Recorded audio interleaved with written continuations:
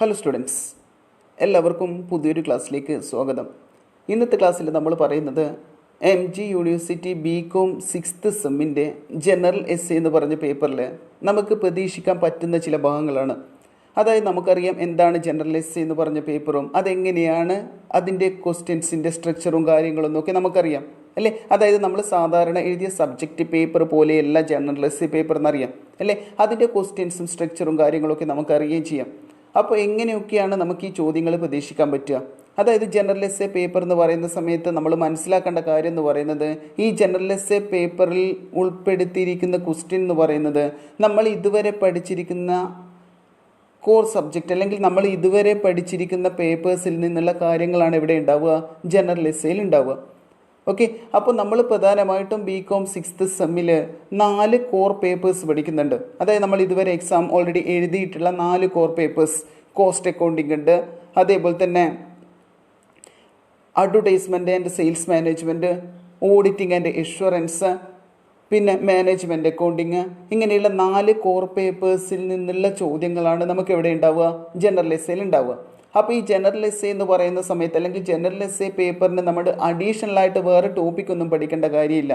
കാരണം നമ്മൾ ഇതുവരെ ഓൾറെഡി പഠിച്ച പേപ്പേഴ്സിൽ നിന്നുള്ള കാര്യങ്ങൾ തന്നെയാണ് നമുക്ക് എവിടെ ഉണ്ടാവുക, ജനറൽ എസ്സേയിൽ ഉണ്ടാവുക. അതായത് ചുരുക്കി പറഞ്ഞാൽ നമ്മൾ ഇതുവരെ എഴുതിയിരിക്കുന്ന കോർ പേപ്പേഴ്സ് 4 പേപ്പേഴ്സ് ഇല്ലേ, അതിൽ നിന്നുള്ള ചോദ്യങ്ങളാണ് നമുക്ക് എവിടെ ഉണ്ടാവുക, ജനറൽ എസ്സേയിൽ ഉണ്ടാവുക. ഓക്കെ അല്ലേ. അതിനെപ്പറ്റി നമുക്ക് ചെറിയൊരു ഐഡിയ മനസ്സിലാക്കാം. അതായത് എങ്ങനെയാണ് ക്വസ്റ്റ്യൻസിൻ്റെ സ്ട്രക്ചർ ശ്രദ്ധിക്കുക. 4 set of questions are available. അതായത് ജനറൽ എസ് പേപ്പറിൽ നമുക്ക് 4 സെറ്റ് ക്വസ്റ്റ്യൻസ് ആണ് ഉണ്ടാവുക. 4 സെറ്റ് ക്വസ്റ്റ്യൻസ് എന്ന് പറയുന്നത് ഓരോ കോർ പേപ്പേഴ്സിൽ നിന്നും ഓരോ സെറ്റ് ക്വസ്റ്റ്യൻ.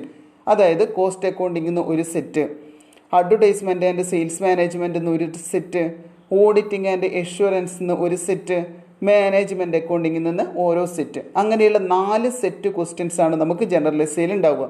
അങ്ങനെയുള്ള ഓരോ സെറ്റിലും 4 ക്വസ്റ്റ്യൻസ് വീതം ഉണ്ടാവും. 4 questions in each set.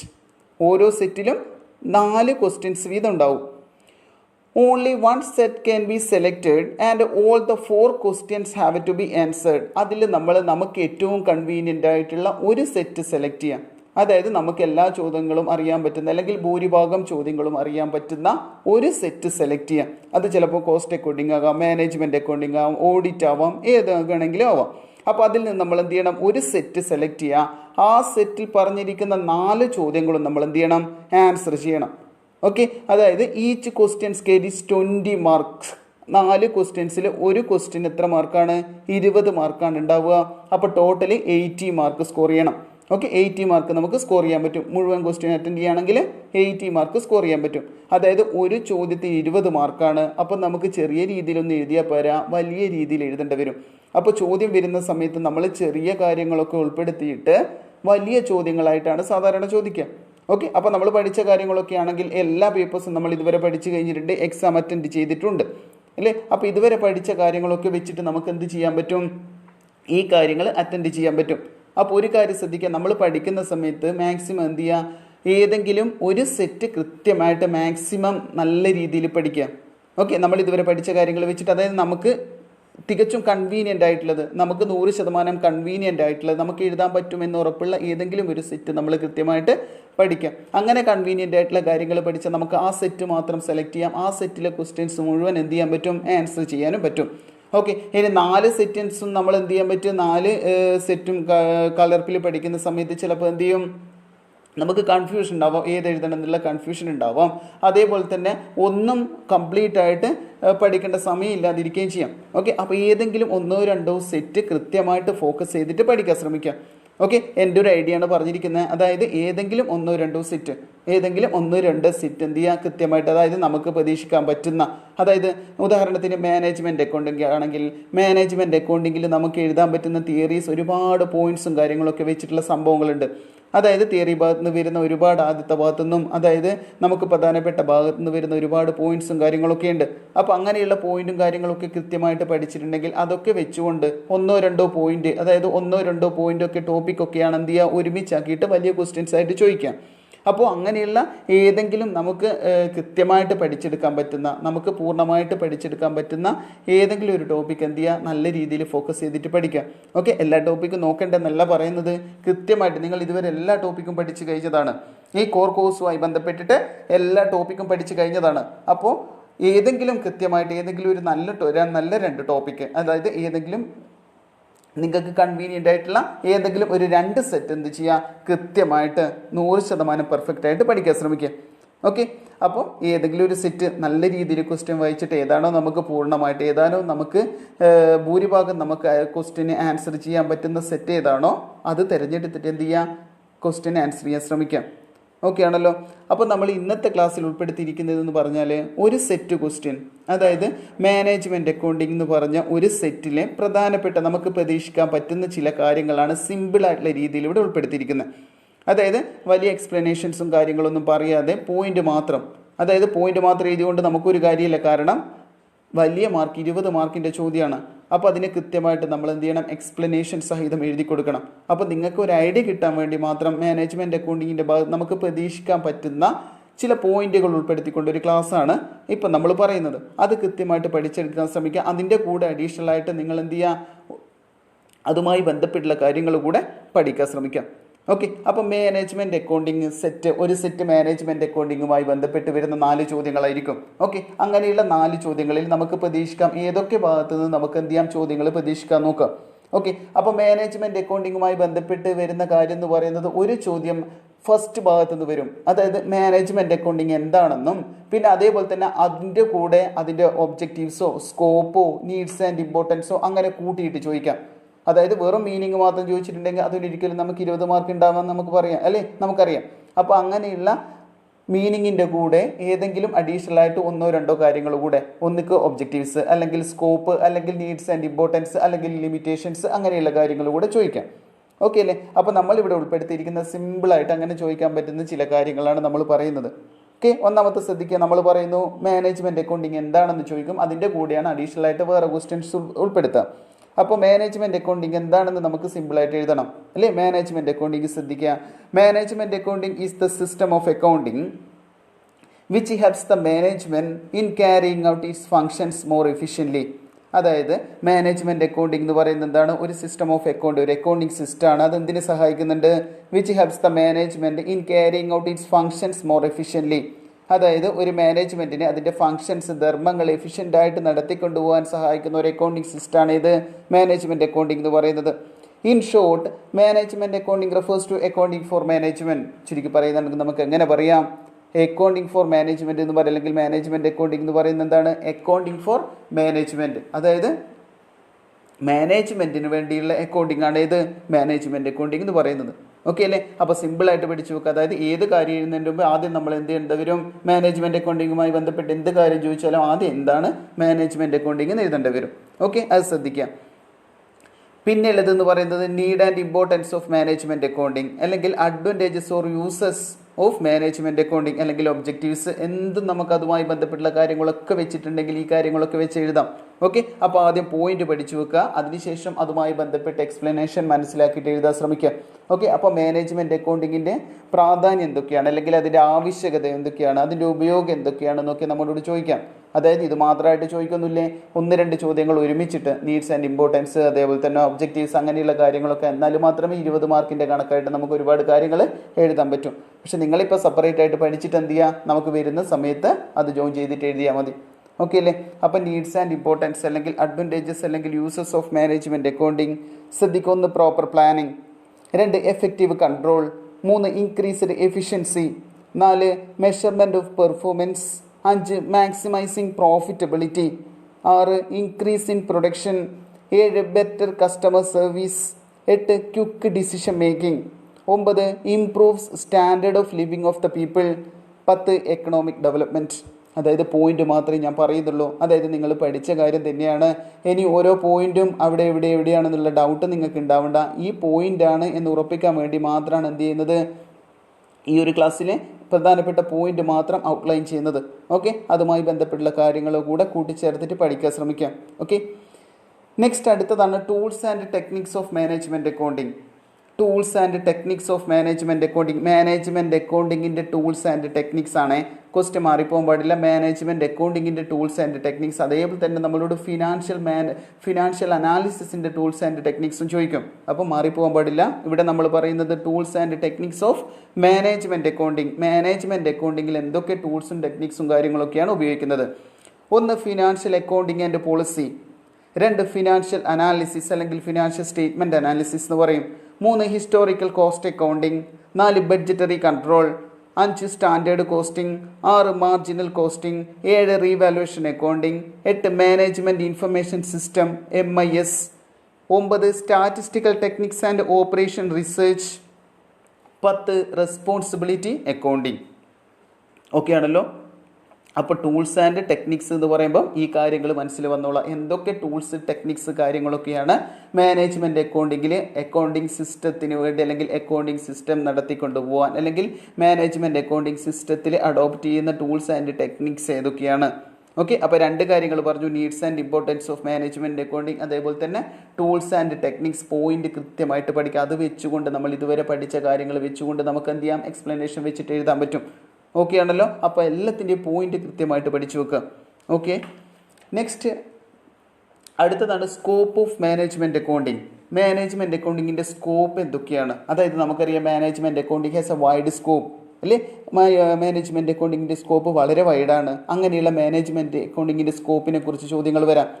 Okay, അപ്പോൾ അങ്ങനെയുള്ള മാനേജ്മെൻറ്റ് അക്കൗണ്ടിങ്ങിൻ്റെ സ്കോപ്പ് വെളിപ്പെടുത്തുന്ന ചില മേഖലകളാണ് നമ്മൾ പറയുന്നത്. ഓക്കെ, മാനേജ്മെൻറ്റിൻ്റെ അക്കൗണ്ടിൻ്റെ വ്യാപ്തി വെളിപ്പെടുത്തുന്ന ചില മേഖലകൾ.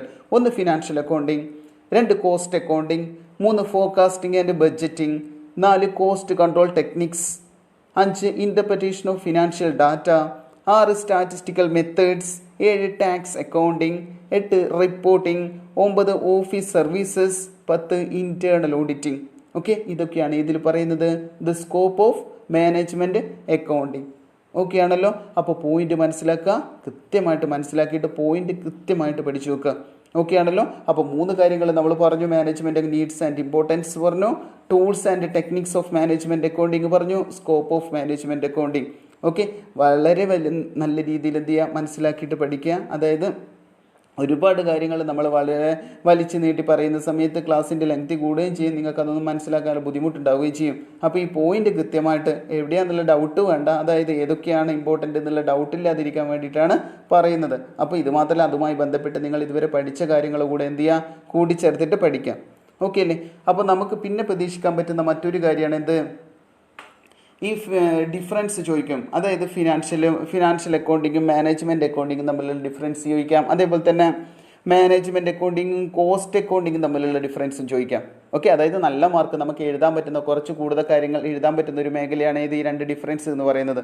അതായത് മാനേജ്മെൻറ്റ് അക്കൗണ്ടിങ്ങും ഫിനാൻഷ്യൽ അക്കൗണ്ടിങ്ങും തമ്മിലുള്ള ഡിഫറൻസും അതേപോലെ തന്നെ മാനേജ്മെൻറ്റ് അക്കൗണ്ടിങ്ങും കോസ്റ്റ് അക്കൗണ്ടിങ്ങും തമ്മിലുള്ള ഡിഫറൻസ് ഒക്കെ. ഓക്കെ അല്ലേ? അതുകൂടെ നമുക്കൊന്ന് ശ്രദ്ധിക്കാൻ. രണ്ടും തമ്മിലുള്ള ഡിഫറൻസ് മനസ്സിലാക്കിയിട്ട് പഠിക്കാൻ ശ്രമിക്കാം. ഫസ്റ്റ് വൺ ശ്രദ്ധിക്കുക, difference between management accounting and financial accounting. ശ്രദ്ധിക്കുക പറയുമ്പം both management accounting and financial accounting are the two branches of accounting. Management അക്കൗണ്ടിങ്ങും ഫിനാൻഷ്യൽ അക്കൗണ്ടിങ്ങും അക്കൗണ്ടിങ്ങിൻ്റെ രണ്ട് ബ്രാഞ്ചസ് ആണ്. Hence they are interrelated. അതുകൊണ്ട് തന്നെ അതെന്താണ്? പരസ്പര ബന്ധിതമാണ്. The function of management accounting begins where the function of financial accounting ends. അതായത് the function of management accounting begins where the function of financial accounting ends. അതായത് financial അക്കൗണ്ടിങ്ങിൻ്റെ function അവസാനിക്കുന്നിടത്താണ് ഏതിൻ്റെ function തുടങ്ങുക? Management functions തുടങ്ങുക. However, there are certain points of differences between two. The following are the basic differences between management accounting and financial accounting. അതുകൊണ്ട് തന്നെ ഇത് രണ്ടും തമ്മിൽ എന്തുണ്ട്? ചില വ്യത്യാസങ്ങളുണ്ട്. അതാണ് നമ്മളിവിടെ പറയുന്നത്. Okay, first financial accounting, second management accounting. Financial accounting ശ്രദ്ധിക്കുക. The purpose is to ascertain profit or loss and financial position and present them to owners, creditors, government, etc. അതായത് ഒരു ഫിനാൻഷ്യൽ അക്കൗണ്ടിങ്ങിൻ്റെ പേർപ്പസ് എന്ന് പറയുന്നത് എന്താണ്? Ascertain profit or loss and financial position, ലാഭനഷ്ടവും സാമ്പത്തിക സ്ഥിതിയും കണ്ടുപിടിക്കുക. And present them to owners, creditors, government etcetera. അത് ആർക്ക് കൈമാറുക അല്ലെങ്കിൽ ആർക്ക് മുമ്പിൽ അവതരിപ്പിക്കുക? ഓണേഴ്സ്, ഗവൺമെൻറ്, ക്രെഡിറ്റേഴ്സിൻ്റെ ഒക്കെ മുമ്പിൽ അവതരിപ്പിക്കുകയും ചെയ്യുക. അടുത്ത മാനേജ്മെൻറ്റ് അക്കൗണ്ടിങ്ങിൻ്റെതോ? The purpose is to provide information to management for decision making. The purpose is to provide information to management for decision making. Management അക്കൗണ്ടിങ്ങിൻ്റെ പേർപ്പസ് എന്ന് പറയുന്നത് എന്താണ്? Provide information to management for decision making. മാനേജ്മെൻറ്റിൻ്റെ decision എടുക്കാൻ ആവശ്യമായിട്ടുള്ള informations കൈമാറുക എന്നുള്ളതാണ് ഇതിൻ്റെ ഉദ്ദേശം, മാനേജ്മെൻറ്റ് അക്കൗണ്ടിങ്ങിൻ്റെ ഉദ്ദേശം എന്ന് പറയുന്നത്. നെക്സ്റ്റ് അടുത്തത് ഫിനാൻഷ്യൽ അക്കൗണ്ടിങ്ങിൽ records historical data relating to past. അതായത് ഫിനാൻഷ്യൽ അക്കൗണ്ടിങ്ങിൽ കഴിഞ്ഞ വർഷത്തെ വിവരങ്ങളാണ് എന്ത് ചെയ്തിരുന്നത്? കഴിഞ്ഞ അക്കൗണ്ടിങ് ഇയറിലെ വിവരങ്ങളാണ് റെക്കോർഡ് ചെയ്ത് വെക്കുന്നത്. ഇവിടെ ഫിനാൻഷ്യൽ അക്കൗണ്ടിങ്ങിൽ records historical data relating to past. Management അക്കൗണ്ടിങ്ങിലോ concerned with future plans and operations. Management accounting ഭാവിയിലെ പ്രവർത്തനങ്ങളും പ്ലാൻസും ഓപ്പറേഷൻസും ഒക്കെയായി ബന്ധപ്പെട്ടതാണ് ഇത് മാനേജ്മെൻറ്റ് അക്കൗണ്ടിങ് എന്ന് പറയുന്നത്. മൂന്നാമത്തെ ശ്രദ്ധിക്കുക, ഫിനാൻഷ്യൽ അക്കൗണ്ടിങ് ഒരു സ്ഥാപനത്തിനെ സംബന്ധിച്ച് കമ്പൽസറി ബട്ട് മാനേജ്മെൻറ്റ് അക്കൗണ്ടിങ് എന്ന് പറയുന്നത് എന്താണ്? ഓപ്ഷണലാണ്. ഫിനാൻഷ്യൽ അക്കൗണ്ടിങ്ങിൻ്റെ അടുത്തത് lays more emphasis on accuracy. അതായത് ഫിനാൻഷ്യൽ അക്കൗണ്ടിങ് എന്തിനാണ് കൂടുതൽ പ്രാധാന്യം കൊടുക്കുന്നത്? ആക്യുറസിക്കാണ്, കൃത്യതക്കാണ്. മാനേജ്മെൻറ്റ് അക്കൗണ്ടിങ്ങോ lays more emphasis on quick and prompt reporting. അതായത് വളരെ വേഗത്തിൽ റിപ്പോർട്ടിംഗ് സാധ്യമാവുന്നതാണ്. ഏതിന് പ്രാധാന്യം കൊടുക്കുന്നത്? മാനേജ്മെൻറ്റ് അക്കൗണ്ടിങ്ങിൽ. നെക്സ്റ്റ് അടുത്ത ഫിനാൻഷ്യൽ അക്കൗണ്ടിങ്ങിൽ based on generally accepted accounting principles and conventions. അതായത് എന്തിനടിസ്ഥാനമാക്കി പൊതുവായിട്ട് അംഗീകരിച്ചിരിക്കുന്ന ചില തത്വങ്ങളെയൊക്കെ അടിസ്ഥാനമാക്കിയുള്ളതാണ് ഇത് ഫിനാൻഷ്യൽ അക്കൗണ്ടിങ് എന്ന് പറയുന്നത്. ബട്ട് മാനേജ്മെൻറ്റ് അക്കൗണ്ടിങ്ങിൻ്റെ കേസിലോ not based on rigid principles but based on the internal requirements of management. അങ്ങനെ പ്രധാനപ്പെട്ടുള്ള കർക്കശമായിട്ടുള്ള നിയമങ്ങളും തത്വങ്ങളൊന്നും ഇവിടെ ഫോളോ ചെയ്യുന്നില്ല. മാനേജ്മെൻറ്റ് അക്കൗണ്ടിങ്ങിൽ ഫോളോ ചെയ്യുന്ന അല്ലെങ്കിൽ ബേസ് ചെയ്യുന്നില്ല. But based on the internal requirements of management. അത് മാനേജ്മെൻറ്റിൻ്റെ ആവശ്യകതയെ അടിസ്ഥാനമാക്കിയുള്ളതാണ് ഇത് മാനേജ്മെൻറ്റ് അക്കൗണ്ടിങ് എന്ന് പറയുന്നത്. അടുത്ത ഫിനാൻഷ്യൽ അക്കൗണ്ടിങ്ങിൽ prepared for a particular period. ഒരു പ്രത്യേക പീരീഡിലേക്ക് പ്രിപ്പയർ ചെയ്യുന്നതാണ് ഇത് ഫിനാൻഷ്യൽ അക്കൗണ്ടിങ് എന്ന് പറയുന്നത്. നെക്സ്റ്റ് മാനേജ്മെൻറ്റ് അക്കൗണ്ടിങ്ങിൻ്റെ കേസിലോ no specific period for which management accounts are prepared. Management accounts prepare ചെയ്യുന്നത് അങ്ങനെ പ്രത്യേക പീരീഡും കാര്യങ്ങളൊന്നുമില്ല. ഫിനാൻഷ്യൽ അക്കൗണ്ടിങ്ങിൽ അടുത്ത ലിമിറ്റഡ് സ്കോപ്പാണ്. മാനേജ്മെൻറ്റ് അക്കൗണ്ടിങ്ങിൽ വൈഡ് സ്കോപ്പാണ്. അടുത്ത ഫിനാൻഷ്യൽ അക്കൗണ്ടിങ്ങിൽ external parties are the users. അതായത് ഫിനാൻഷ്യൽ അക്കൗണ്ടിങ്ങിൻ്റെ എക്സ്റ്റേണൽ പാർട്ടീസ് ആണ് അത് ഫിനാൻഷ്യൽ അക്കൗണ്ടിങ് വിവരങ്ങളുടെ യൂസേഴ്സ് അല്ലെങ്കിൽ അത് ഉപയോഗിക്കുന്നവർ എന്ന് പറയുന്നത്. മാനേജ്മെൻറ്റ് അക്കൗണ്ടിങ്ങിലോ ഇന്റേണൽ പാർട്ടീസ് അല്ലെങ്കിൽ മാനേജ്മെൻറ്റ് ആർ ദി യൂസേഴ്സ്. അടുത്തത് ഫിനാൻഷ്യൽ അക്കൗണ്ടിങ്ങിൽ audit is more or less compulsory. Financial അക്കൗണ്ടിങ്ങിൽ എന്താണ്? Audit is more or less compulsory. അതായത് ഓഡിറ്റിങ്ങിൽ എന്തുണ്ട്? നിർബന്ധമാണ്. ഓഡിറ്റിങ് നിർബന്ധം ഫിനാൻഷ്യൽ അക്കൗണ്ടിങ്ങിൻ്റെ കേസിൽ. മാനേജ്മെൻറ്റ് അക്കൗണ്ടിങ്ങിൻ്റെ കേസിലോ audit is not compulsory. Auditing എന്തല്ല? കമ്പൽസറി അല്ല. അടുത്തത് ഫിനാൻഷ്യൽ അക്കൗണ്ടിങ്ങിൻ്റെ കേസിൽ stock is valued on the principle of cost or market price whichever is less. അതായത് സ്റ്റോക്ക് വാല്യൂ ചെയ്യുന്നത് ഏത് പ്രിൻസിപ്പിൾ അനുസരിച്ചിട്ടാണ്? Cost or market price whichever is less. Cost or market price whichever is less എന്ന principle അനുസരിച്ചിട്ടാണ് എന്ത് ചെയ്യുന്നത്? Stock value ചെയ്യുന്നത്. Management അക്കൗണ്ടിങ്ങിലോ no such principle is followed for valuation of stock. Management അക്കൗണ്ടിങ്ങിൽ stock value ചെയ്യാൻ ആ principle follow ചെയ്യുന്നില്ല. Next last one reports focus on the whole business. Reports focus on the whole business. അതായത് financial accounting reports മൊത്തം ബിസിനസ്സിനെ focus ചെയ്തിട്ടുള്ളതാണ്. Management അക്കൗണ്ടിങ്ങിലോ provide information relating to different parts of the business. അതായത് ഒരു ബിസിനസ്സിൻ്റെ വ്യത്യസ്ത ഭാഗങ്ങളെക്കുറിച്ച് അല്ലെങ്കിൽ വ്യത്യസ്ത പാർട്ടിനെ കുറിച്ചുള്ള വിവരങ്ങൾ ബന്ധപ്പെട്ടതാണ് ഇത് management accounting. Provides information relating to different parts of the business. Okay ആണല്ലോ. അപ്പോൾ ഈ രണ്ട് ഡിഫറൻസ് കൃത്യമായിട്ട് പഠിക്കുക, ഫിനാൻഷ്യൽ അക്കൗണ്ടിങ്ങും മാനേജ്മെൻറ്റ് അക്കൗണ്ടിങ്ങും. ഓക്കെ ആണല്ലോ. നെക്സ്റ്റ് അടുത്തതാണ് കോസ്റ്റ് അക്കൗണ്ടിങ്ങും മാനേജ്മെൻറ്റ് അക്കൗണ്ടിങ്ങും. കോസ്റ്റ് അക്കൗണ്ടിങ്ങും മാനേജ്മെൻറ്റ് അക്കൗണ്ടിങ്ങും തമ്മിലുള്ള വ്യത്യാസം ശ്രദ്ധിക്കാം. കോസ്റ്റ് അക്കൗണ്ടിങ്ങിൽ first one the purpose is to ascertain and control the cost of products of services. അതായത് കോസ്റ്റ് അക്കൗണ്ടിങ്ങിൻ്റെ പേർപ്പസ് എന്ന് പറയുന്നത് എന്താണ്? The purpose is to ascertain and control the cost of products of services. അതായത് cost control ചെയ്യുക, അതായത് cost ascertain ചെയ്യുക, cost control ചെയ്യുക എന്നുള്ളതാണ് ഇതിൻ്റെ ഉദ്ദേശം, കോസ്റ്റ് അക്കൗണ്ടിങ്ങിൻ്റെ ഉദ്ദേശം എന്ന് പറയുന്നത്. ഇനി മാനേജ്മെൻറ്റ് അക്കൗണ്ടിൻ്റെതോ the purpose is to provide information to management for planning controlling and decision making. അതായത് മാനേജ്മെൻറ്റ് അക്കൗണ്ടിൻ്റെ പേർപ്പസ് എന്താണ്? മാനേജ്മെൻറ്റിന് എന്ത് ചെയ്യുക? അവരുടെ ധർമ്മങ്ങൾ, പ്ലാനിങ്, ഓർഗനൈസിങ് അങ്ങനെയുള്ള കാര്യങ്ങളൊക്കെ ചെയ്യാൻ വേണ്ടിയിട്ട് ഇൻഫർമേഷൻസ് പ്രൊവൈഡ് ചെയ്യാം. അടുത്ത കോസ്റ്റ് അക്കൗണ്ടിങ്ങിൽ includes only cost ascertainment and cost control. അതായത് കോസ്റ്റ് അക്കൗണ്ടിങ്ങിൽ എന്ത് മാത്രമേ വരുന്നുള്ളൂ? കോസ്റ്റ് അസർടൈൻമെൻറ്റും കോസ്റ്റ് കൺട്രോളും മാത്രമേ വരുന്നുള്ളൂ. അതായത് ലിമിറ്റഡ് സ്കോപ്പാണ്. പക്ഷേ മാനേജ്മെൻറ്റ് അക്കൗണ്ടിങ്ങിലോ it includes financial accounting, cost accounting, budgeting, tax planning and reporting to management കാര്യങ്ങളൊക്കെ ഇവിടെ വരുന്നുണ്ട്, മാനേജ്മെൻറ്റ് അക്കൗണ്ടിങ്ങിൽ വരുന്നുണ്ട്. അതുകൊണ്ട് തന്നെ മാനേജ്മെൻറ്റ് അക്കൗണ്ടിങ്ങിന് വാസ്റ്റ് സ്കോപ്പാണ് അല്ലെങ്കിൽ വൈഡ് സ്കോപ്പാണ്. അടുത്ത കോസ്റ്റ് അക്കൗണ്ടിങ്ങിൽ uses only quantitative information. Cost അക്കൗണ്ടിങ്ങിൽ എന്ത് മാത്രമേ ഉപയോഗിക്കുന്നുള്ളൂ? യൂസ് ഓൺലി ക്വാണ്ടിറ്റേറ്റീവ് ഇൻഫർമേഷൻസ് മാത്രമേ ഉള്ളൂ. മാനേജ്മെൻറ്റ് അക്കൗണ്ടിങ്ങിലോ uses both qualitative and quantitative information. Management അക്കൗണ്ടിങ്ങിൽ ക്വാളിറ്റേറ്റീവും ക്വാണ്ടിറ്റേറ്റീവും ഇൻഫർമേഷൻസും ഉപയോഗിക്കുന്നുണ്ട്. നെക്സ്റ്റ് അടുത്തത് കോസ്റ്റ് അക്കൗണ്ടിങ്ങിൽ ഡീൽസ് വിത്ത് കോസ്റ്റ്, അതായത് കോസ്റ്റുമായി ബന്ധപ്പെട്ടുള്ള കാര്യങ്ങളാണ് ഡീൽ ചെയ്യുന്നത്. മാനേജ്മെൻറ്റ് അക്കൗണ്ടിങ്ങിൽ deals with both cost and revenue, അതായത് cost accounting deals with cost മാത്രമേ ഡീൽ ചെയ്യുന്നുള്ളൂ. മാനേജ്മെൻറ്റ് അക്കൗണ്ടിങ്ങിൽ deals with both cost and revenue, കോസ്റ്റും റവന്യൂവും ഡീൽ ചെയ്യുന്നുണ്ട്. അടുത്ത കോസ്റ്റ് അക്കൗണ്ടിങ്ങിൽ based on both historical and current data. Cost accounting എന്തിനെ ബേസ് ചെയ്തിട്ടുള്ളതാണ്? ഹിസ്റ്റോറിക്കൽ ആൻഡ് കറണ്ട് ഡാറ്റ, കഴിഞ്ഞതും ഇപ്പോഴത്തെയും ഡാറ്റയെ ബേസ് ചെയ്തിട്ടുള്ളതാണ് കോസ്റ്റ് അക്കൗണ്ടിങ് എന്ന് പറയുന്നത്. മാനേജ്മെൻറ്റ് അക്കൗണ്ടിങ്ങോ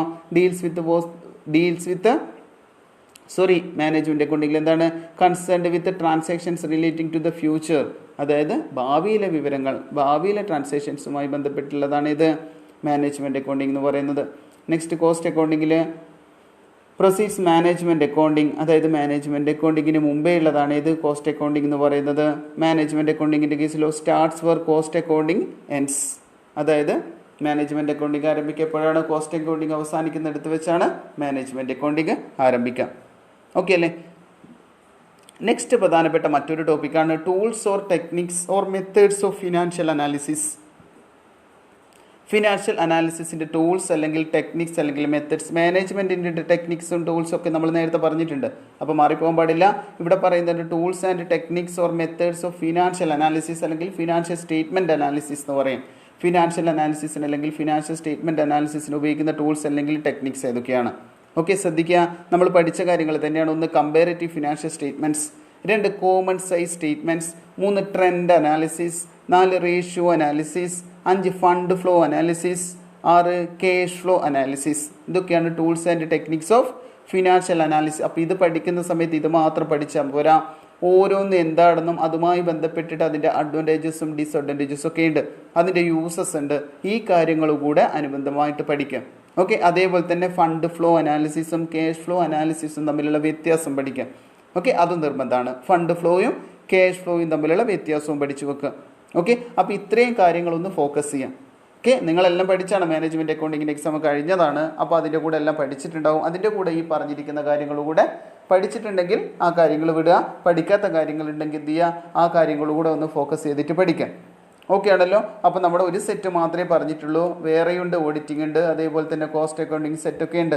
ഓഡിറ്റിങ്ങുമായി ബന്ധപ്പെട്ട് വരുന്ന ക്വസ്റ്റ്യൻസ് ഒക്കെ നമ്മൾ പഠിച്ചതാണ്. ടൈപ്സ് ഓഫ് ഓഡിറ്റ് ഉണ്ട്, അതേപോലെ തന്നെ ഓഡിറ്റ് റിപ്പോർട്ട് ഉണ്ട്, വൗച്ചിങ് ഉണ്ട്, അങ്ങനെയുള്ള കാര്യങ്ങളൊക്കെ നമ്മൾ പഠിച്ച് വെച്ചിട്ടുണ്ട്. ഇനി അതുമായി ബന്ധപ്പെട്ട് എന്തെങ്കിലും ഡൗട്ട് ഉണ്ടെങ്കിൽ നമ്മുടെ ചാനലിൽ തന്നെയുണ്ട്, ഓഡിറ്റിങ്ങുമായി ബന്ധപ്പെട്ട് ക്ലാസ് കുറേ ഉണ്ട്.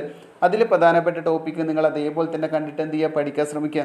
ഓക്കെ, അപ്പോൾ മാക്സിമം നിങ്ങൾക്ക് ആവുന്ന അല്ലെങ്കിൽ നിങ്ങൾക്ക് നല്ല രീതിയിൽ കൺവീനിയൻ്റ് ആയിട്ടുള്ള സെറ്റ്, അതായത് നമ്മുടെ 4 കോർ പേപ്പേഴ്സ് എന്നത് പ്രധാനപ്പെട്ട നിങ്ങൾക്ക് കൺവീനിയൻ്റ് ആയിട്ടുള്ള ഏതെങ്കിലും 1-2 പേപ്പേഴ്സ് കൃത്യമായിട്ട് പഠിക്കാൻ ശ്രമിക്കുക. ഓക്കെ, എല്ലാം പഠിച്ചിട്ടുണ്ടെങ്കിൽ നമുക്ക് ചിലപ്പോൾ എന്ത് ചെയ്യും, ഒന്നും അല്ലാണ്ടാവും എന്നൊക്കെ പറയില്ലേ, അതേപോലെ ആയിപ്പോൾ. അപ്പോൾ അതുകൊണ്ട് എന്ത് ചെയ്യുക, ഏതെങ്കിലും നല്ല രീതിയിൽ കൺവീനിയൻ്റ് ആയിട്ടുള്ള കാര്യങ്ങൾ പഠിച്ചെടുക്കാൻ ശ്രമിക്കുക.